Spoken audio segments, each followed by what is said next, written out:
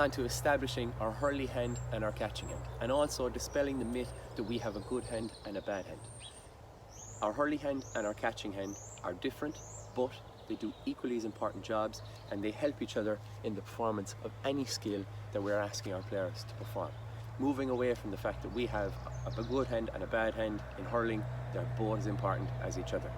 I'll always start by getting the player to leave their hurley out in the ground in front of them, and establishing that their hurley hand is the hand that they write with, draw with, hold their pencils or biros with in class. Now, I happen to be a left-handed hurler. My left hand goes at the top of the hurley. It'll be different for absolutely everyone, and we must allow for individual style. But your hurley hand will always stay closest to the butt of the hurley. Waving their hurley hand at me, the hand that they write with, draw with, hold their pencils or biros with in class, I will get them, now that they know the parts of the hurley, to pick up their hurley using their hurley hand by the handle or the grip and hold it across their body.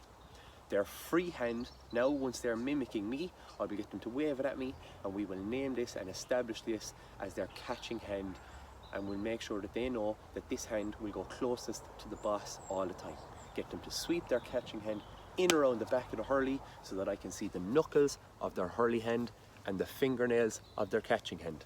We have them in the ready position without even telling them what the ready position is.